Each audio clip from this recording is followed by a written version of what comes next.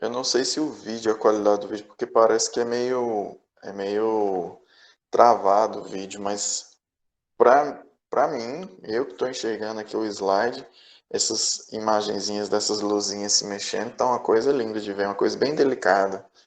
Boa noite, pessoal, tudo bem? Aula 11, Planejamento Estratégico, nossa última aula da disciplina. E hoje nós temos 3 textos para lermos, né? O penúltimo capítulo do livro do Mintzper, Austrian e Lempel, A Escola da Configuração, a Formulação de Estratégia como um Processo de Transformação, capítulo 11, e 2 artigos, um artigo de Sintra, Estrutura Organizacional Integrada para a Gestão da Estratégia, na revista Pretexto, e o artigo de Inês Pereira e Macari, Processo de Planejamento Estratégico e Estrutura Organizacional, Impactos, Confluências e Similaridades, da Brazilian Business Review, ok, da BBR. Bom, como os próprios títulos mostram, o nosso tema de hoje é a escola da configuração. E o que a escola da configuração traz para a gente? A mensagem dessa escola é que se você muda a sua estratégia, você tem que mudar a sua estrutura. Aqui a gente está falando, a gente falou muito da escola ambiental, né, da pressão, da ecologia populacional, das organizações que sobrevivem ou não sobrevivem à dinâmica do processo de mercado. E essa escola complementa um pouco a visão da escola ambiental pelo fato de que a premissa dessa escola é que toda organização ela possui o seu arranjo. E o seu arranjo permanece relativamente estável. A estabilidade ela é feita por um determinado período de tempo que tende a ser longo. E ela necessariamente, fatalmente, vai ser rompida por um período de turbulência que vai demandar, em algum momento, a reconfiguração total dessa estrutura. Então, a organização ela passa por longos períodos de estabilidade e períodos curtos de mudança radical que demandam a reconfiguração total da organização. Daí a gente fala configuração. Por quê? Porque aqui a gente está falando de organizações que buscam se estruturar para manter uma certa rotinização, uma certa estabilidade de processos, de estabilidade de rotinas, procedimentos, e assim ela aprende a trabalhar com trabalhos, né, bem estruturados, procedimentos bem estabelecidos, estruturas bem delineadas, departamentos bem desenhados, funções bem alocadas em cargos e por aí vai. Então, toda vez que a estratégia é delimitada, é formulada para uma organização, é criada uma estrutura para atender essa estratégia. Ora, se nós buscamos então ser uma empresa extremamente agressiva em termos de vendas, então a gente precisa ter um departamento de marketing muito bem estruturado, com times, com estrutura de liderança, com estrutura de desempenho, para garantir que o marketing da organização seja devidamente gerenciado para alcançar os resultados desejados. Então a gente cria estrutura para a estratégia. Tá bom? Então, essa questão de você criar estruturas para responder à estratégia é o que vai constituir a estabilidade da empresa. Então, a empresa ela vai ter o seu departamento de marketing, de RH, de finanças, de produção, de logística, de sistemas de informação, né? O pessoal do apoio. Então, a gente vai ter vários departamentos, a gente vai ter várias estruturas que vão ser criadas na organização em termos de organização, sistemas e métodos mesmo. A gente vai departamentalizar, a gente vai estruturar, vai criar as divisões, vai estabelecer tudo isso pensando no tamanho desejado da organização para atender aquela estratégia. E quando a gente cria aquela estrutura, a gente espera que essa estrutura vai durar por um certo tempo. Porque essa estrutura vai responder por um certo tempo aos estímulos do ambiente. Então, esse período em que a estrutura se mantém inerte é o que a gente chama de período de estabilidade. Então, para essa escola, as organizações elas tendem a ser um espaço não só de mudança e ruptura, mas de continuidade, porque a estratégia ela é bem mantida em função da estrutura que é criada. Essa estrutura, com o tempo, como a gente já viu na escola ambiental, ela para de responder continuamente para os estímulos externos. Em muitos momentos, essa mudança ela acontece de forma muito disruptiva, né? O momento da ruptura ou da destruição criativa, se a gente entende em termos de Schumpeter, né? E essas rupturas vão demandar mudanças. Qual é a melhor forma de mudar uma organização? É mudando as pessoas? Sim, mudar as pessoas, mudar a cultura, mudar o paradigma pelo qual a organização se ancora, claro. Mas a primeira mudança fundamental é rearticular e redesenhar a estrutura. Eu vou reduzir o RH, eu vou aumentar o financeiro, eu vou aumentar o marketing, eu vou aumentar a produção, eu vou reestruturar, eu vou divisionalizar a produção, eu vou melhorar sistemas de logística, eu vou engordar o orçamento da área de produção, eu vou engordar o orçamento da área de marketing. O que vai receber mais recurso? O que vai receber menos recurso? Que área que vai ser encolhida? Ou seja, que área que vai ter mais demissão? Que área que vai ter mais contratação? Né? Então, a gente fica pensando sempre como rearticular, redesenhar as organizações. Então, por exemplo, é muito comum que o setor, o departamento de inovação e aprendizagem, ele pode, por exemplo, pertencer à diretoria de qualidade, mas também pode pertencer à diretoria de recursos humanos, como também pode pertencer à diretoria de produção.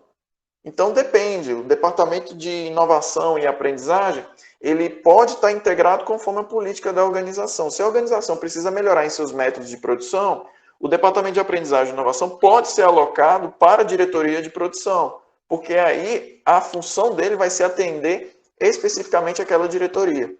Já no caso de uma organização que busca aprendizagem pelo acréscimo de competências comportamentais, competências técnicas dentro de uma organização de forma geral, você pode levar um gestor a decidir que o departamento de inovação e aprendizagem seja alocado em recursos humanos. Porque aí vai integrar toda essa estrutura de inovação à dinâmica dos treinamentos da área de recursos humanos. E, por fim, uma última alternativa que a gente pensa aqui no nosso exemplo é se manda o Departamento de Inovação e Aprendizagem para a qualidade. Nesse caso, se mandar para a qualidade, isso significa que a gente está tentando criar melhorias contínuas dentro do sistema Toyota, sistema Lean de produção, ou melhorando sistemas a partir de Six Sigma, de outros métodos e técnicas dentro da organização que vão ajudar a organização a fazer a coisa com menos desperdício, a fazer as tarefas, a realizar o processo com menos desperdício, com melhoria das especificações do produto, com melhoria da qualidade do produto, com a melhoria da entrega. Então, depende da política organizacional, depende da qualidade da estratégia. E aí a gente faz a dança dos departamentos, a gente faz a dança das diretorias. Um exemplo que a gente sempre tem todos os anos eleitorais, né? A gente acabou de passar por uma eleição de prefeito. Daqui a uns dias a gente está na eleição de presidente e de governador. Secretarias municipais, quantidade de secretarias municipais. Quando o prefeito novo ele assume, ele extingue algumas secretarias, ele unifica algumas outras, ele cria secretarias novas. Da mesma forma, o governador extingue secretarias, ele unifica outras, ele cria secretarias novas. E da mesma forma, o governo federal, o presidente da República, ele extingue ministérios, ele unifica outros, ele cria ministérios novos, dependendo da estrutura do governo, conforme a estratégia que ele delimita para a atuação. Então a gente percebe isso não só nas organizações privadas, mas também nas organizações públicas. Um gestor, ele recebe, ele formula a estratégia para aquela organização e ele pensa qual arranjo institucional, qual arranjo de departamentos, qual arranjo de áreas funcionais que atenderia aquela organização para alcançar os objetivos que foram formulados dentro da estratégia pré-estabelecida. Então, toda organização ela tende a seguir determinadas estruturas. Só que conforme o ambiente muda e a estratégia muda também, a estrutura organizacional precisa acompanhar. Então, muita gente ao longo dos anos fala, né, muitos autores ao longo dos anos, inclusive o próprio Chandler, falava o seguinte, que a estrutura acompanha a estratégia. Ou seja, você formula a estratégia e a estrutura que existe na organização tem que acompanhar essa estratégia. E isso foi muito questionado ao longo dos anos por vários autores que ficavam se perguntando, mas será que a estrutura também não condiciona a estratégia? E isso coloca a gente para um dilema, né? Coloca a gente para um dilema. Porque a organização, ela figura, olha aí como é que está no slide, ela figura em determinados espaços de mercado. E por isso, para figurar em determinados espaços, ela vai se configurar. Ou seja, o que é a configuração? São esses arranjos e combinações estruturais que vão efetuar, de fato, a estratégia, que vão efetivar essa estratégia. Então, cabe a esse gestor o tempo todo se perguntar quantas diretorias eu preciso, quantas gerências eu preciso, qual estilo de liderança que eu preciso. Eu preciso de uma organização mais adocrática, flexível, eu preciso de uma organização, de uma burocracia mais mecanizada, eu preciso de uma burocracia profissional, eu preciso de uma estrutura mais simples, mais empreendedora, simplesmente autocrática, voltada para o comando direto do gestor. Enfim, do que eu preciso para implementar essa estratégia? E a partir daí a gente analisa os arquétipos, ou seja, os formatos e estruturas organizacionais, que é uma coisa que a gente vê na disciplina de organização, sistemas e métodos. A gente olha os tipos ideais de organizações, o próprio Mintzberg, ele fornece no livro dele, Criando Organizações Eficazes, os seus arquétipos, né, os seus tipos ideais de organizações, ou seja, as formas organizacionais clássicas e tradicionais, e as próprias combinações que existem, né, entre as formas para você tentar criar hibridismos, né? Nessa parte aqui, a organização é uma estrutura simples. Na outra parte, é uma burocracia mecanizada. Na divisão de produção, ela é uma burocracia mecanizada. Na divisão de desenvolvimento de novos produtos, a gente pode fazer de forma docrática. Então, a organização ela vai misturando, ela vai criando os seus hibridismos para desenvolver aquele arranjo organizacional que vai ser capaz de responder à estratégia que é colocada. E aqui a gente busca entender exatamente isso, o poder da combinação. A gente busca entender o poder da soma das partes, não apenas da parte separada. Então aqui a gente não analisa recursos de forma isolada, a gente não analisa ambiente de forma isolada, a gente não analisa capacidade de forma isolada. A gente avalia, a gente analisa as combinações que existem entre recursos, capacidades, ambiente, gestão, comando, desenvolvimento de objetivos, metas e por aí vai. Entende? Então aqui a gente busca entender qual arranjo que funciona para aquela estratégia. Sempre considerando que a organização periodicamente precisa passar por transformações, precisa passar por mudanças para que ela consiga acompanhar os desafios impostos pelo ambiente externo. E aí, essa discussão sobre estrutura e estratégia, ela é muito relevante, por quê?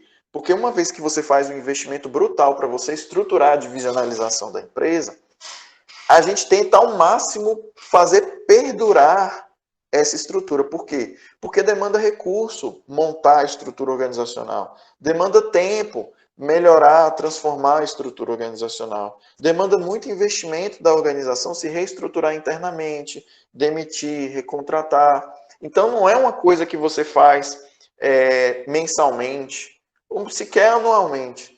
Você tem que tentar expandir esse tempo de duração da estabilidade dessa estrutura ao máximo, para que você consiga garantir que a organização tenha uma estabilidade para alcançar a curva de maturidade dela, para que ela consiga alcançar a escala desejável, para que ela consiga gerar lucro, para que ela consiga ter estabilidade de operação, para que ela consiga se tornar mais eficiente. Então, uma vez que você cria uma estrutura para responder àquela estratégia, o seu papel passa a tentar ser você prolongar o tempo de vida dessa estrutura na organização. Então, aqui não é simplesmente uma questão de estar o tempo todo adaptando. É uma questão de você achar aquele ponto de equilíbrio entre criar a estrutura que consegue dar resultado e incorporar a mudança de uma forma que não prejudique o resultado econômico da organização. Que ela consiga se reinventar de forma suave. E por isso que a gente fala que as organizações demandam continuidade ao longo da estratégia. A gente tem que manter a organização em um processo tímido e constante de mudança, para que ela vá mudando com o tempo, claro, mas sem isso se tornar uma grande dor de cabeça. Sem isso significar que vai ter que parar a fábrica, que vai ter que parar todas as máquinas, que vai ter que parar o exercício da atividade econômica, que vai ter que suspender as vendas para que a gente consiga reestruturar a organização. Não, o desafio é como conseguimos manter a estabilidade em períodos de turbulência, em mercados turbulentos. Né? Então, o que se sabe não é exatamente se a estrutura acompanha a estratégia ou a estratégia que acompanha a estrutura. A gente não sabe exatamente o quanto um limita o outro. O que a gente sabe é que os dois estão relacionados. A gente sabe que os dois estão intrinsecamente ligados. Então, a gente pode dizer que a estrutura está para a estratégia, assim como a estratégia está para a estrutura. Não adianta você falar de mudança de abordagem estratégica da organização se a estrutura tende a continuar a mesma. Se a estrutura cultural, se a estrutura de recursos, se a estrutura de divisionalização, se a estrutura das equipes, se a estrutura da liderança da organização permanece a mesma, você tende a não conseguir implementar a mudança desejada pela formulação do planejamento estratégico. Então, aqui, o que é proposto pela escola é que o acompanhamento da estratégia se dê pela mudança de decisões basilares da organização. Quantos cargos nós vamos ter, quantos departamentos nós vamos ter, quem nós vamos contratar, como nós vamos demitir, quando, quanto, como, de que forma. E pensando nessa estrutura, nesse rearranjo, é que se constrói a operacionalização, a efetivação definitiva da estratégia, ok? Então, são essas premissas da escola da configuração, é que as organizações elas se configuram em arranjos estáveis com determinados comportamentos por um determinado período de tempo. Então, ela precisa manter uma certa estabilidade por um tempo.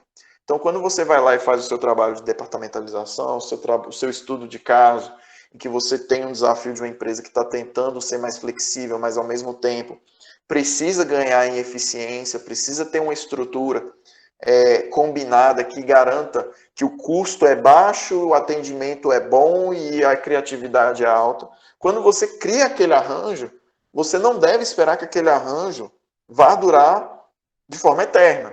O que você precisa saber é o seguinte: o quanto que esse arranjo, o quanto que essa combinação vai responder para esse ambiente, para essa estratégia, e qual é a limitação que vai fazer com que em determinado ponto um novo rearranjo seja necessário. Tá? Por quê? Porque o trabalho do gestor vai ser tentar extrair o máximo de vantagem competitiva desse período em que o arranjo está bem estabelecido dentro da organização. Tá? Então, esses períodos de estabilidade eles têm que tentar ser ao máximo mantidos, porque eles serão fatalmente interrompidos por algum processo de transformação. Seja uma nova tecnologia que surgiu, seja um novo mercado que abriu, uma mudança de interpretação do consumidor, uma mudança de hábito de consumo, uma pandemia, por que não uma pandemia? Então, esses períodos de estabilidade, fatalmente, eles vão encontrar elementos ambientais que vão forçar a organização a mudar continuamente. Veja o caso de shopping centers. Shopping centers, por exemplo, eles têm toda uma estrutura de varejo presencial bem estabelecida. Qual que é a estratégia de shopping center para adaptação a esses novos tempos que advêm com a pandemia? O mesmo modelo de negócio não serve mais. A mesma estrutura organizacional não serve mais.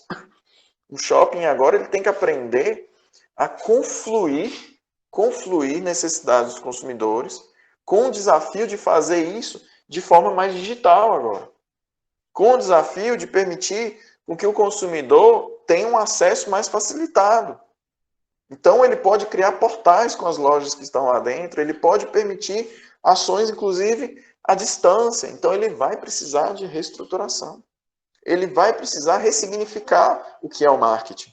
Ele vai precisar ressignificar o que é o varejo. Ele vai precisar ressignificar o que é a experiência de comprar no shopping. Ok? Então, esses estados sucessivos de transformação, eles vão sequencialmente sendo feitos até chegar num determinado padrão. A gente sabe que de 20 em 20 anos a gente tem mudanças dentro da estrutura do mercado. A gente sabe que de 10 em 10 anos o mercado tende a mudar. Mercado de celulares. Hoje a gente vê os celulares, os smartphones sendo cada vez mais tecnológicos. Então a gente vê que o período das mudanças, os ciclos de transformação das mudanças de celulares tem sido de 1 ano. O ciclo de mudanças periódicas. Então as empresas aprenderam que elas têm que continuamente, não dá para ficar produzindo o mesmo produto. São cíclicas as vendas de celulares. São cíclicas as vendas de smartphone. Então ela precisa estar preparada para um determinado período de estabilidade enquanto ela lança o produto. Acabou de lançar o iPhone 12. Lançou o iPhone 12, ótimo, nós temos 4 a 5 meses de estabilidade dentro dessa estrutura.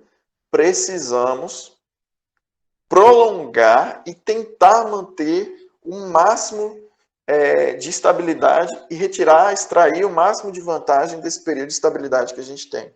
Depois de 4, 5 meses, a gente já está no período das mudanças, porque são novos modelos lançando e algum deles vai vir com a inovação disruptiva. E está crescendo em termos de câmera, em termos de recursos, de vídeo, de tela, de jogos. O próprio 5G. O 5G é uma mudança disruptiva brutal. A maioria dos nossos celulares, hoje, dos smartphones hoje, alguns estão se adaptando ao 4G. Existem hoje modelos que você compra que nem 4G tem. E a gente já está no 5G. Entende? Então, isso aí é o que vai estabelecer essa sequência padronizada. A empresa aprende que, conforme um determinado período de tempo, ela tem que mudar. E ela aprende a se preparar para essas mudanças. A chave, então, para a gestão é sustentar essa estabilidade de forma eficaz. Tentar extrair o máximo de eficiência, de ganho de eficiência, nesse período de estabilidade que ela tem. A próxima ideia, que é muito importante dentro das premissas da escola de configuração, é que a geração da estratégia, ela deriva da qualidade do arranjo organizacional, do arranjo institucional que você faz dentro da empresa. Dentro da organização pública, seja ela uma prefeitura, um governo de estado, seja ela uma organização privada, numa firma, numa empresa. É exatamente o arranjo da estrutura que você faz que garante a eficiência, que garante o alcance de resultados dentro dos objetivos propostos.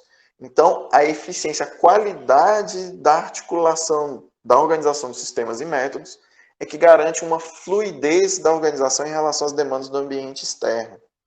Então, a geração e a gestão da estratégia acabam se tornando muito complexas por demandarem uma alta capacidade dos gestores de saber desenhar um modelo de negócio, um modelo organizacional que consiga ser eficiente, sem desperdícios, garantindo todas as especificações e desejos que o mercado impõe dentro da dinâmica da competição. Por isso, as estratégias elas vão assumir formas temporárias, que perduram conforme a contingência da mudança. Então, elas podem, sim, perdurar por um determinado lapso temporal maior, mas, às vezes, a gente está falando de questão de meses e de semanas para que a mudança efetivamente aconteça. Ok? Então, a gente busca compreender, né, como executar o planejamento conforme as estruturas. E aqui a gente tem alguns arquétipos, né, que são trazidos pelo próprio Mintzberg. E aí eu recomendo que vocês recorram a disciplina de OSM para você lembrar desse conceito, né? Principalmente do próprio livro do Mintzberg, Criando Organizações Eficazes, que eu recomendo para vocês, a leitura, em que ele explora de forma mais profunda esses arranjos, né? Esses arquétipos organizacionais criados, que tem cada um as suas características. Então, o desafio é como implementar um planejamento estratégico para uma organização empreendedora, que é basicamente uma estrutura simples. Um empreendedor e um time pequeno, um time de médio tamanho, que responde diretamente para esse empreendedor. Líderes autocráticos, que são muito top-down, né? Que são muito pouco democráticos, são muito centralizadores. Como um planejamento estratégico, como implementar uma estratégia a partir de uma lógica tão autocrática, tão centralizada no empreendedor. E como que isso é diferente de uma organização, de uma burocracia profissional? Organização profissional aí que se ancora nas expertises, né, de profissionais técnicos, como no exemplo de uma universidade, no exemplo de um hospital. Um hospital e uma universidade são gerenciados pelo corpo técnico, pelos médicos, pelos enfermeiros, pelos professores, no caso do judiciário, pelos juízes, no caso do Ministério Público, pelos promotores de justiça, no caso da Advocacia Geral do Estado, pelos advogados, pelos AGS. Então, a gente tem organizações que são muito pautadas nas expertises dos profissionais que estão lá. Por exemplo, organizações de tecnologia da informação, startups que vendem software, sistemas de informação, são muito ancoradas na expertise dos seus analistas de sistemas. A estratégia vai ser implementada do mesmo jeito? Não vai. Por quê? Porque a organização depende da aquiescência, né, do conhecimento, da participação desses profissionais técnicos que integram essas matrizes de poder na organização. Então, não dá para você ser tão autocrático na organização profissional. Não dá para você tentar impor planejamento estratégico para um hospital com os médicos. Não dá para você impor de forma top-down para os professores de uma universidade. Você precisa construir, negociar significados junto com essas pessoas e construir a estratégia coletivamente, pensando na aderência desses profissionais que detêm conhecimento técnico à estratégia da organização. A gente também tem a organização como máquina, que é a nossa burocracia mecanizada padrão, né? Que é aquela ideia mesmo da linha de comando, que tem o capataz, que tem os operários, aí do capataz tem o supervisor, do supervisor tem o gerente, do gerente tem o gerente sênior, o coordenador, e aí tem o diretor e por aí vai. E aí você cria, né, aquela hierarquia piramidal dentro da organização, tudo muito com base na rigidez, no comando, que tem a gerência média, processos extremamente mecanizados. Então, o planejamento estratégico pode ser feito de uma forma mais top-down e autocrática, sim, mas com o conhecimento, né, e uma participação da gerência média. Então, tem as suas próprias características. A gente tem organizações que são diversificadas, que, por exemplo, possuem divisões de negócio, por exemplo, a Procter Gamble, P&G, tem a divisão de cosméticos, tem a divisão de produtos de higiene, tem a divisão de produtos de limpeza da casa. Então, tem várias linhas de produto. Então, essas divisões de produto, cada uma constitui um negócio diferente. Então, criar um planejamento estratégico para a holding Procter Gamble envolve, a P&G, envolve você entender as estruturas diversificadas das próprias unidades, divisões de negócio que existem, que muitas vezes uma não conversa com a outra. Uma não conversa com a outra, mas elas estão juntas dentro de uma mesma estrutura. Então, cabe a você pensar como a organização vai dar um crescimento orientado, considerando tantas diferenças e tantas divisionalizações dentro de um ambiente complexo, de várias estruturas, as grandes corporações multinacionais, que às vezes atuam em mais de um negócio, em mais de um produto, em mais de um ramo, em mais de um setor, ok? E a gente tem também a organização adocrática, né? A organização adocrática é a organização que a gente chama por projeto, né? A organização toma forma conforme a demanda. Então, ela não tem uma forma bem estabelecida, ela cria times, divisões temporárias conforme o tipo de demanda que se apresenta para aquela organização. Então, são organizações extremamente flexíveis. Hoje eu estou trabalhando no time alfa, amanhã eu estou no time beta, mês que vem eu estou no time gama. Então, pode ser que várias mudanças aconteçam conforme a configuração daquela demanda que é apresentada. Startups, por exemplo, costumam seguir, em muitos casos, formas adocráticas. A gente tem também organizações missionárias. Organizações missionárias, por exemplo, a igreja. Organizações missionárias, elas são moldadas por uma cultura, um senso muito forte de normas, de regras. Então, são organizações muito rígidas, que são pautadas por missões, mesmo por missões. Então, a gente tem o Papa, a gente tem os bispos, e a orientação eclesiástica que vai constituindo, né? É que vai constituindo em cadeia a linha de comando que vai sendo seguida em função de uma determinada missão, em função de um determinado propósito que vai ser seguido dentro de uma cultura forte, muito unificada. Então, aqui é menos importante a questão da divisão dos departamentos e das estruturas, e mais a questão da formação de uma cultura forte, que acaba sendo o elemento estrutural mais consistente dentro daquela organização. E, por fim, a gente tem organizações políticas, que basicamente a gente tem o Congresso Nacional, cooperativas, que são estruturas que são criadas, que existem em função de processos políticos que envolvem eleições, que envolvem dinâmica de poder, negociação, coalizões, sistemas de negociação muito presentes dentro da organização. Para cada um desses arquétipos, a gente tem uma forma diferente de encarar o planejamento estratégico. O planejamento estratégico ele vai ter uma abordagem diferente para cada uma dessas formas. Vai ter um jeito diferente de ser implementado para cada uma dessas formas. Ok?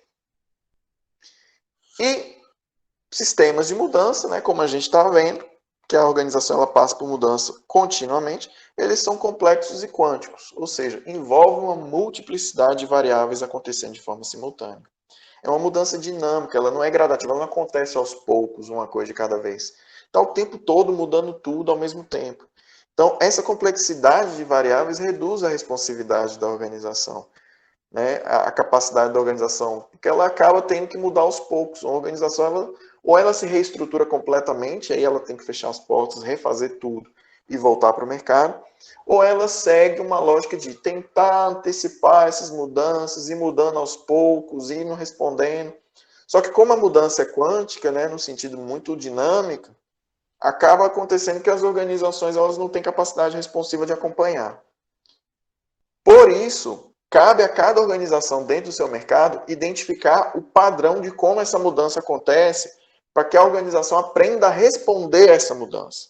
Então, a gente tem estruturas de mercado que mudam com choques periódicos. Choques periódicos a organização passa por um período de 5 anos de estabilidade e aí vem um choque de uma mudança tecnológica e ela tem que implementar uma nova linha de produtos. Tem grandes períodos de estabilidade em choque periódico. Já nas oscilações, a gente tem uma adaptação para estabilidade que são seguidos por instabilidades. Oscilação a gente pensa na onda, né? A gente pensa sempre na onda. Oscilação é basicamente isso. Quando a gente olha o gráfico da oscilação, a gente tem pequenas mudanças para cima e para baixo, mas a gente tem uma linha de tendência central que corta essas oscilações, mostrando que a organização, por mais que ela oscile, ela tem um padrão. E esse padrão de tendência leva a organização até alguma previsibilidade que permite alguma adaptação para a estabilidade. Já o ciclo de vida, a gente está falando daquelas 4 etapas do ciclo de vida de uma organização, que é a introdução, o crescimento, a maturidade e o declínio. A gente tem as 4 etapas. No ciclo de vida, a gente sabe que o projeto vai morrer e ele necessariamente tem que ser substituído por outro. Então, cabe a nós entender quanto tempo vai durar o ciclo de vida, quanto tempo esperado para a introdução do produto, quanto tempo esperado para o crescimento de vendas, quanto tempo esperado para a maturidade das vendas e quanto tempo esperado para o declínio. Para vocês terem noção, o iPhone 11 ele está na fase de maturidade agora. O iPhone 12 está na fase de inserção, quase indo agora para a fase de ascensão, crescimento. Mas o iPhone 11 está na fase de maturidade. O iPhone X está na fase de declínio. O iPhone XS está na fase de declínio. Entende? Você ainda acha o iPhone X, você ainda acha o iPhone XS, mas tá caindo as vendas, tá decrescendo as vendas. Enquanto que o iPhone 11 está se mantendo dentro de uma curva de maturidade. E o iPhone 12 está entrando agora. Então você percebe, enquanto um produto está na fase de declínio, outros novos estão na fase de maturidade e outros na fase da inserção e crescimento. Então, a organização vai fazendo isso, vai tirando alguns produtos de linha, vai lançando outros e assim ela consegue, por meio do ciclo de vida do produto, conseguir acompanhar as mudanças que têm sido trazidas pelo mercado, principalmente no setor de tecnologia, que é um setor tão intenso, né, em termos de novidades e inovações. E, por fim, progresso regular. Progresso regular é o simples fato que se aproxima das organizações adocráticas. Pelo progresso regular, a mudança é a regra. Então, a organização ela não tenta ter estabilidade. Ela se mantém o tempo todo flexível para as mudanças que vão acontecer no ambiente. Então, ela não tenta criar estruturas estáveis e responsivas. Ao contrário, ela aprende que a única constante para ela é a de mudança. Então, ela não tenta estruturar continuamente formas estáveis organizacionais.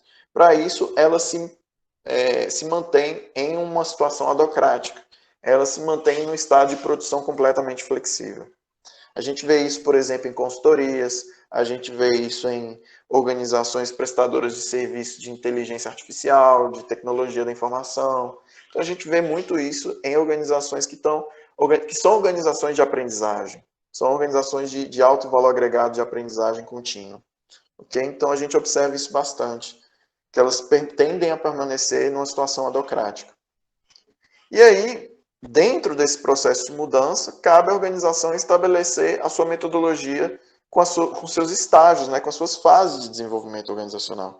A gente tem o estágio do desenvolvimento, que é o início, essa contratação dos recursos, a implementação dos sistemas, a estabilidade, que é o ajuste das estratégias e estruturas, a adaptação, que vai ser com as pequenas mudanças marginais, o estágio de empenho, que é quando a gente percebe que precisa de um novo senso, uma nova direção para a organização, e o estágio da revolução, que é quando a gente transforma tudo. desfaz tudo, transforma tudo, e aí começa uma nova fase de um estágio de desenvolvimento. Algumas organizações passam por esse ciclo todo em questão de 6 meses. Outras organizações passam por cada uma dessas etapas, desses estágios, em um período de 10, 15, 20 anos. A indústria automobilística, por exemplo, ela acabou de passar por etapas de revolução. E está acontecendo a revolução exatamente agora. O estágio de revolução está acontecendo, né? A gente está, na realidade, entre um estágio de empenho e um estágio de revolução, que é um novo senso que está sendo colocado para a gente agora. A gente sabe que o futuro é dos carros elétricos. Então, a gente está no estágio de empenho. O que as organizações estão tentando fazer, as montadoras de automóveis, né, as marcas de carros? Elas estão entendendo esse novo senso, entendendo a necessidade de sustentabilidade, e elas estão começando a criar investimentos para revolucionar o campo, para tentar dar escalar o negócio e permitir com que assim carros elétricos se tornem mais acessíveis e passem a ser a regra. Eu posso dizer para vocês que agora, nesse exato momento, a gente está vivendo a introdução dos carros elétricos no mundo. Daqui a 20, 30 anos, a gente vai ver uma expansão e uma consolidação dos carros elétricos como uma realidade nas nossas vidas. Então, esse estágio de revolução você percebe. Olha, tem uma mudança que vem aí, mas a indústria automobilística, ela não é tão canibal, ela não é tão intensa, ela não é de 6 meses, ela não é de 1 ano, ela é no intervalo de 10 a 20 anos. Vejam os carros que são produzidos agora, com as tecnologias que são produzidas agora. Veja o Onix de agora, de 2020, e o Onix de 2010. Vejam os carros que eram produzidos pela Chevrolet nos anos 2000. O Celtinha. Lembra do Celtinha dos anos 2000. E lembra do Onix agora. Olha a diferença que foi. Então, são essas as mudanças que vão constituir a base, né, dessa dinâmica competitiva entre as organizações, a capacidade que elas têm de se reestruturar, de criar tecnologia, de melhorar sistemas de vendas, de melhorar sistemas de desenvolvimento de novas ofertas, melhorar processos produtivos, transformar divisões, departamentos, mercados, tudo isso na base da implementação de estratégias organizacionais para competir dentro de um mercado. Ok? Então, muito peso é dado nas ações e decisões que são tomadas dentro da organização em relação à mudança organizacional. Porque a gente pode ter uma mudança que é planejada, mas a gente também pode ter uma mudança que é conduzida e uma mudança que é evoluída. A mudança planejada é essa programática, que é feita pelo planejamento estratégico. O planejamento estratégico fala para a gente o que a gente tem que fazer e o que a gente não tem que fazer. A mudança conduzida, por outro lado, é que o planejamento está no pensamento estratégico de um agente muito influente. Então, a pessoa toca a mudança pelo talento dela, pela influência dela. Não é em função de um planejamento de ações, mas pela influência de alguém que exerce muita pressão sobre os agentes. E a mudança evoluída é aquela que acontece de forma mais orgânica, a partir das mudanças mesmo, de rotinas, das negociações dos indivíduos, da mudança de comportamento, da aprendizagem coletiva. A função do planejamento estratégico é permitir uma mudança planejada que intensifique o processo de mudança de uma forma sustentável, que permita que a organização dê uma orientação própria para a mudança a partir de um planejamento que permita com que ela ganhe escalabilidade e eficiência no mercado, ao mesmo passo em que ela desenvolve inovação e tecnologia para alcançar as novidades e assim exercer as transformações. Então, cabe ao planejamento estratégico potencializar a mudança planejada dentro da organização. E aí, a partir da mudança planejada, a organização pode ter diferentes trajetórias. Percebe que a teia de conceitos ela cresce muito na escola de configuração, porque são muitos os arranjos possíveis, muitas as condições em que a mudança pode acontecer. Então, a organização pode ter uma trajetória focalizante, aventureira, inventora e desarticuladora. Uma trajetória planejada pode ser a focalizante, que é basicamente uma organização que está o tempo todo mudando pela qualidade do produto. Ela está o tempo todo melhorando a qualidade da oferta, melhorando a qualidade dos processos, tentando melhorar. O desejo pela melhoria, pelo foco, pelo desenvolvimento de uma oferta melhor, é que acaba sendo o driver da mudança. é que acaba sendo aquilo que motiva, que avança em termos de mudança organizacional. Já na estratégia, na trajetória aventureira, a organização é empreendedora, ela investe, ela tenta penetrar novos mercados, ela tenta entrar em novos espaços. Então, a organização cresce e muda pelo fato dela adquirir outras empresas, de entrar em outros mercados, de experimentar novos públicos-alvo, né? Crescer a sua oferta, aventurar-se no mercado. Então, o drive dela não é melhorar o que ela já tem, é explorar coisa nova. Já a trajetória inventora é de pesquisa e desenvolvimento, para desenvolvimento de novos produtos. Ou seja, o drive que movimenta, né, que motiva a organização à mudança, é o desejo do desenvolvimento de coisas novas. Então, pesquisa e desenvolvimento torna a organização sempre pioneira no desempenho, né, de inserção de novos produtos e novas ofertas no mercado. E, por fim, a estratégia desarticuladora, que é quando as organizações elas tendem a sair um pouco do mercado da produção e entrar cada vez mais no mercado de vendas, do negócio, que é o caso da Nike, da Adidas. Não é a Nike, não é a Adidas que produz o tênis. Ela tem a sua cadeia de fornecedores. A Nike hoje é uma marca. A Adidas hoje é uma marca. E ela, então, vende a marca. Vende, então, o produto a partir de todo o peso que aquela grande marca traz para ela.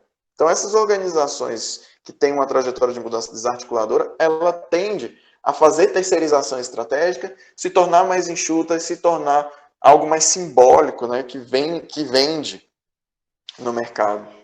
Então, todas essas possíveis trajetórias, esses drivers de mudança, de trajetória de mudança, acabam criando o desempenhar, o desenrolar do desenvolvimento das organizações. Ok?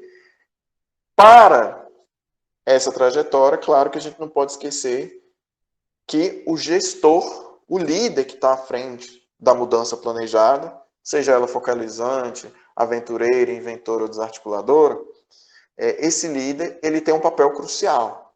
Então, o perfil do líder ele influencia diretamente também a mudança. Então, a gente tem que entender o líder. Para entender como o líder impacta a mudança, Miles e Snow tiraram um modelo, né, com quatro perfis de liderança estratégica que são muito presentes nas organizações e, dependendo da presença desses líderes, né, do perfil dessas lideranças, vai orientar completamente a forma da organização atuar no mercado. Um perfil defensor tende a ser um perfil mais conservador. É um perfil que se preocupa com a estabilidade.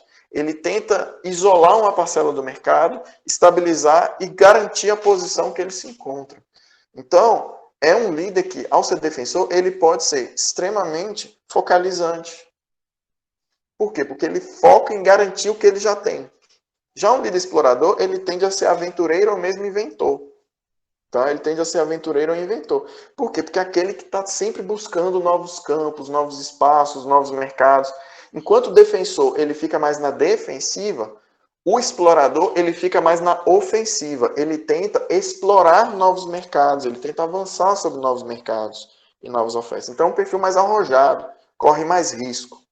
Já o perfil analista, ele é uma mistura entre o defensor e o explorador. Por quê? Porque é aquele agente que, ao mesmo tempo, garante suas posições, ele, de forma ponderada, ele tenta avançar em novas posições. É o caso, por exemplo, das trajetórias de mudança inventoras, focalizantes e aventureiras também. Então, é um perfil, um mix desses três. Ele tenta ir crescendo, mas ele não abre mão de garantir o que ele já tem de estabilidade, ele tenta melhorar o que já possui, ele tenta desenvolver novas metodologias. Então, ele acaba articulando muitas estratégias de mudança dentro da firma. E, por fim, um perfil reativo é considerado uma não estratégia. Por quê? Porque é uma pessoa que simplesmente reage à mudança. Ele só age porque o ambiente tornou obrigatória a ação. Então, isso é considerado uma não estratégia.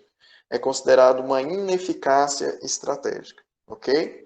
Então, dependendo do perfil de cada um desses líderes, né, se ele seja defensor, explorador, analista ou reativo, a organização tende a ter uma trajetória diferente de mudança. E essa trajetória diferente de mudança vai delimitar qual que vão ser os rumos tomados pela organização. Ok? Se assim ou é, se assim ou é, como as estruturas e as organizações devem ser integradas ao planejamento estratégico? Como essas mudanças acontecem nas organizações?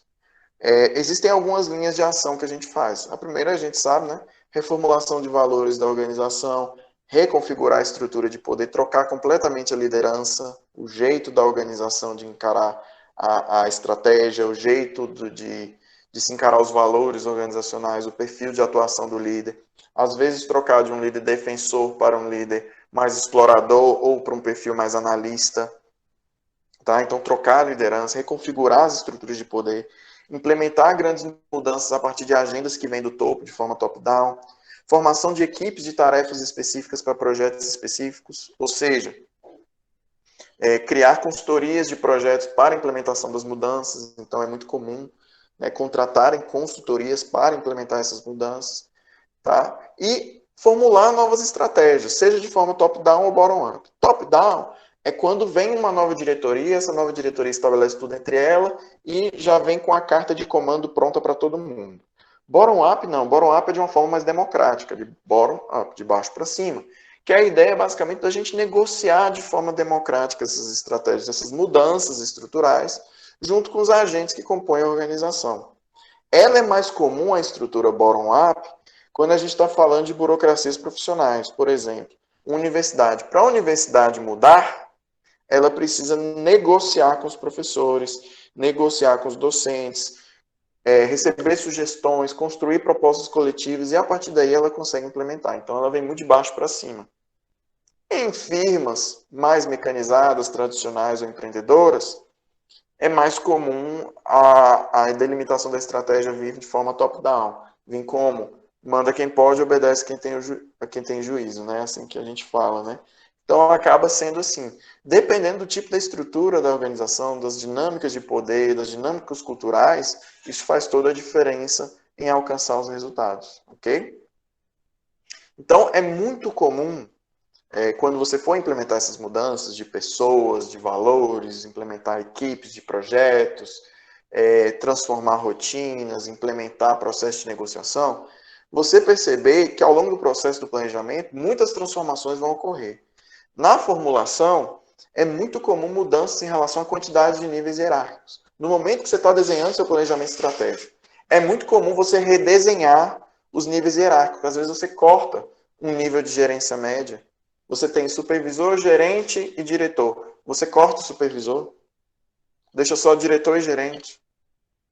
Então, níveis hierárquicos, sim, são influenciados pelo processo de formulação. Mudanças em relação às funções do agente, o que o agente faz e deve fazer. Programas e metas.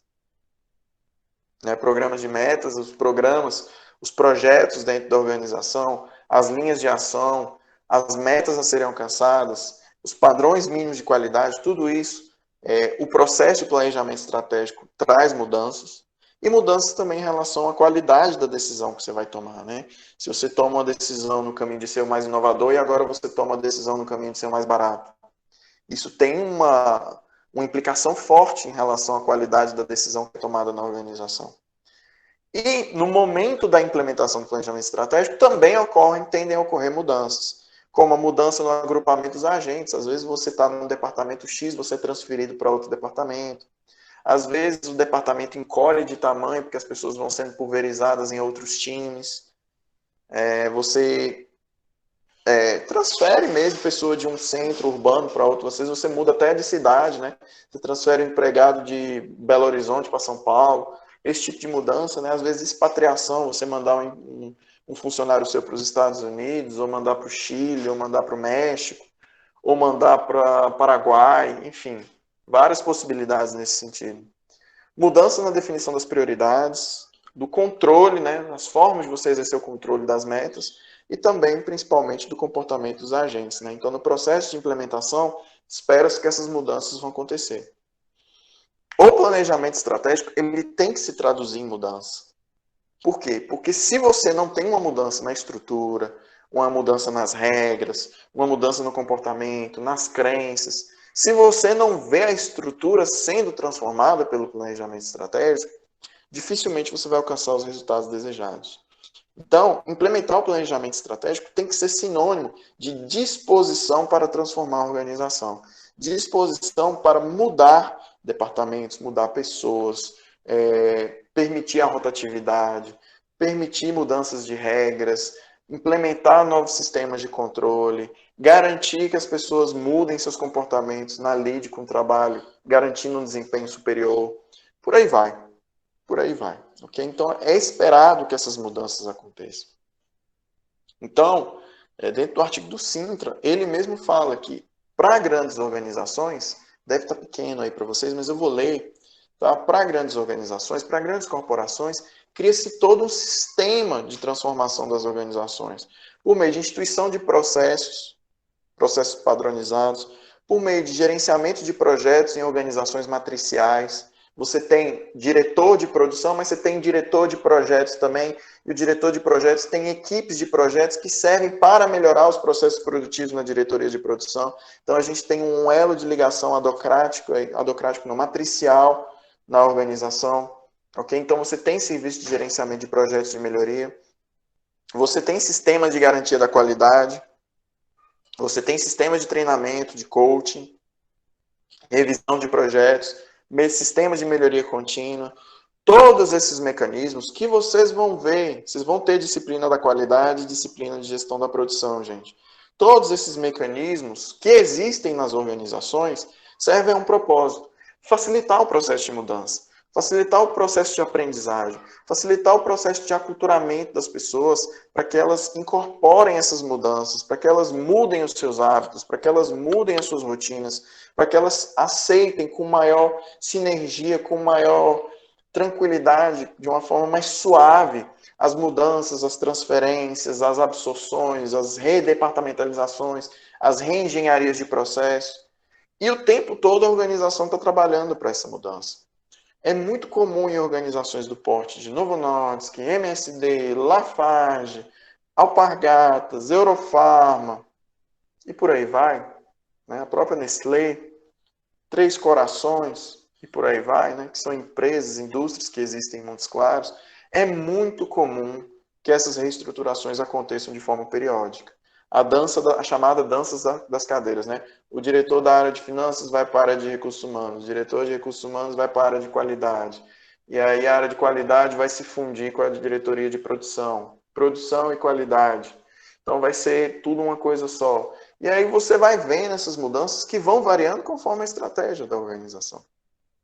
Portanto, por que estudar o OSM é importante? Para a gente aqui em termos de planejamento estratégico. Porque o planejamento estratégico pressupõe uma mudança de OSM.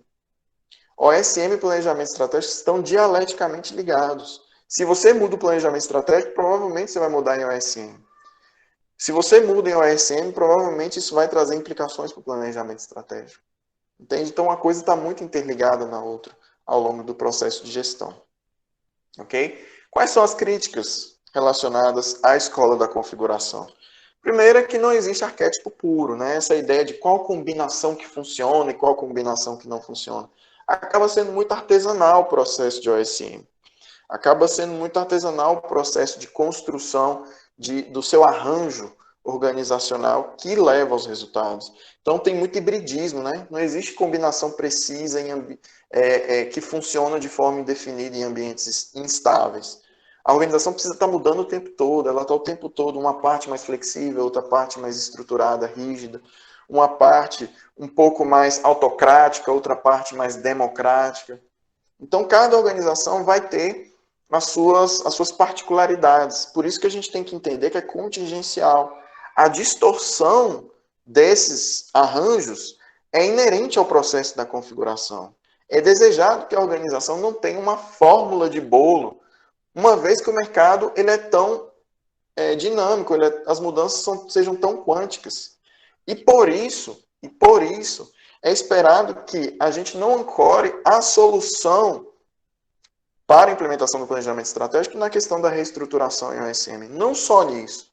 A gente não pode esquecer do design, do planejamento, da influência da liderança, da influência da liderança empreendedora, da influência da cultura, do poder, da cognição. Todas as escolas estratégicas elas trazem implicações para o planejamento estratégico. Cabe a gente, então, entender qual é a melhor forma de desenhar um planejamento estratégico que funcione para aquele ambiente que a gente está. Como é o ambiente da cultura? Como é a dinâmica de poder? Como é a dinâmica de negociação? O que pode atrapalhar? O que pode contribuir? Qual mudança estrutural é necessária? Quais são as variações ambientais que geram pressões, impactos dentro da minha organização? Quais são minhas forças e fraquezas? Qual é a estrutura de planejamento que eu vou estabelecer? Objetivos estratégicos, táticos e operacionais? Tudo isso vai compor essa multiplicidade de fatores que envolvem o que a gente chama de GPO, que é gestão por objetivos. O que a gente está fazendo aqui ao longo do semestre inteiro, quando a gente está falando de planejamento estratégico, é como dar uma orientação estratégica para uma organização que, via de regra, está caótica. Tem várias pessoas e cada uma com uma ideia sobre para que lado a organização tem que ir. Aqui o que a gente busca é trazer consonância, é trazer coesão, é trazer coerência, é trazer uma capacidade da organização de caminhar para um caminho desejável. Portanto, a gente não pode simplesmente reduzir o planejamento estratégico a uma ferramenta que depois a gente engaveta.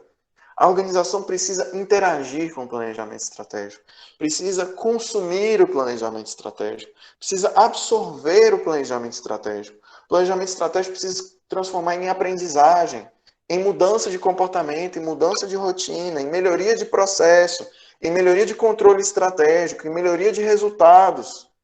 Ela precisa se converter em mudança efetiva dentro da organização, dados os caráteres de contingência e competição que a organização encara no mercado.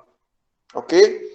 Portanto, essa nossa última escola é uma escola de fechamento. O livro do Mintzberg ainda tem um capítulo final, que é onde ele faz o fechamento, que é a fera, né? A fera final, que é basicamente o diálogo final entre todas essas escolas. Mas para a gente, o que fica?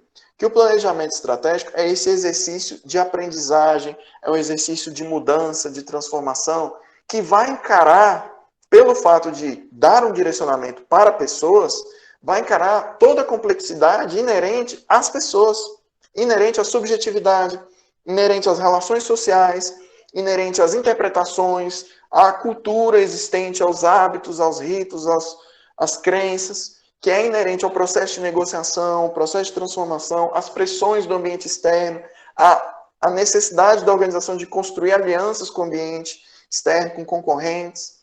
Então, o planejamento estratégico é esse caldo de elementos complexos que vão constituir o crescimento orientado da organização. Então, para encerrar, eu trago para vocês o roteiro final do trabalho, tá bom? O roteiro final do que constrói um planejamento estratégico. Aqui é um roteiro artesanal que eu trouxe para vocês, que orientou o trabalho de vocês ao longo do semestre. E nesse roteiro, então, a gente tem vários quesitos que a gente tem que responder no nosso planejamento estratégico para facilitar a implementação do planejamento estratégico. A identificação da empresa, história da empresa. A gente não pode esquecer da história, dos valores, da cultura. Tempo de atuação, público atendido, resultados recentes, importância da empresa dentro do contexto. A história do empreendedor, lembra da escola empreendedora? Lembra da importância desse empreendedor dentro da organização? Então, aqui é contar a narrativa da história de vida do gestor. Quais são os valores desse gestor? Como esse gestor transpõe seus valores para a organização? Como ele tenta trazer para as pessoas a visão dele? Lembra do líder visionário? Como ele tenta trazer a visão dele para as pessoas? E é a partir daí que você vai definir a missão, a visão, os valores. O que a organização faz, onde ela quer chegar, quais são os valores, tudo isso a partir do que o dono, do que o gestor traz para aquela organização. A partir daí você vai para a análise do macroambiente externo, como a gente já viu, as variáveis, as forças tecnológicas, sociais, econômicas, político-jurídicas, ecológicas, culturais, e por aí vai. A análise do microambiente externo, as 5 forças de Porter, que são concorrentes, novos entrantes, substitutos, fornecedores, clientes, e a gente pode pensar a 6ª força, que é o governo. Ambiente interno, a gente está falando da estratégia genérica de atuação da empresa, se é uma estratégia de foco, se é uma estratégia de diferenciação, de liderança em curso. As competências distintivas, as chamadas core competence, lembra? a matriz BCG dos produtos, a análise dos recursos estratégicos, quais recursos possuem VRIOs. Vocês lembram disso? O quanto que uma empresa precisa ter recursos estratégicos para compor a vantagem competitiva, correto? A partir daí, fazer uma análise da cadeia de valor de Porter, lembra do posicionamento? Da gente pensar o posicionamento, pensar a qualidade das entregas, o que vale a pena ser terceirizado, terceirização estratégica, o que não vale a pena, quais são os nossos pontos fortes dentro da logística interna, das operações, do marketing venda, dos serviços, a elaboração dos cenários. Por que, Felipe, eu só elaboro cenários agora? Porque para você elaborar o seu cenário, você vai beber da análise do ambiente externo, da análise do ambiente interno, dos valores, da própria cadeia de valor da empresa. Isso tudo vai ser o seu referencial que vai te ajudar a compreender o ambiente, os cenários possíveis que você vai encarar, né? Então você vai criar o seu SWOT, pelo método de Godet você vai pensar o cenário otimista, pessimista, realista, o método dos quadrantes, que é basicamente aqueles 4 quadrantes nossos de avaliação de cenários. A partir daí você vai para a estrutura de liderança, poder, culturas, entender se as decisões estão acontecendo de forma mais autocrática, democrática, se existe uma cultura resistente, quais são as alianças estratégicas, qual é o perfil cognitivo das pessoas e a aprendizagem da organização, o perfil da influência. E só então que você percebe as limitações internas e as condições internas da organização é que você vai para os objetivos estratégicos. Dos objetivos estratégicos, você vai então construir os objetivos para a organização. Dos objetivos estratégicos, que são para a organização, você vai para os objetivos táticos. Os objetivos táticos são os objetivos das áreas funcionais.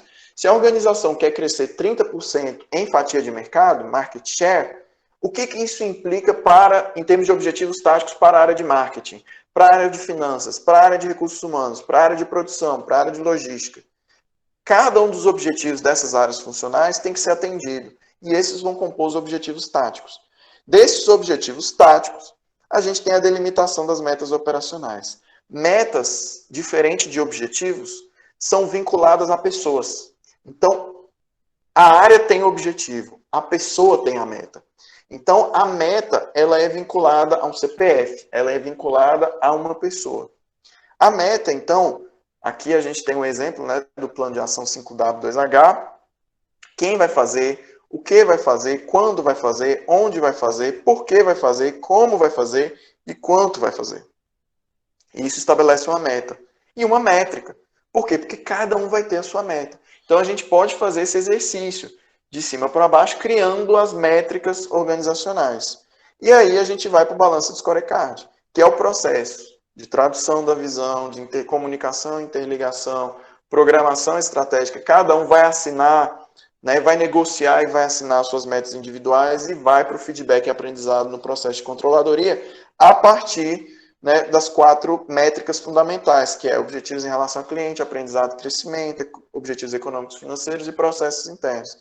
Dentro desses métodos, o balanço scorecard é o mais conhecido por gerenciar indicadores-chave de performance, que são os KPIs, que a gente já viu isso também. Então, uma vez estabelecidos os KPIs, o trabalho da controladoria é controlar, né, e ir acompanhando quem está conseguindo alcançar a meta e quem não está. Hoje em dia, a gente não fala mais só de balanço scorecard. Hoje, por exemplo, grandes organizações, e aí eu falo especificamente de casos recentes que eu sei, Novo Nordisk e MSD, né, a Merck, em Montes Claros, por exemplo, elas usam o Roshin. O Roshin, que é uma variação do balanço scorecard, que é um balanço scorecard que ele é estabelecido de uma forma um pouco mais participativa, por meio de diálogos de grupo, dinâmicas de grupo, estruturação coletiva das metas individuais.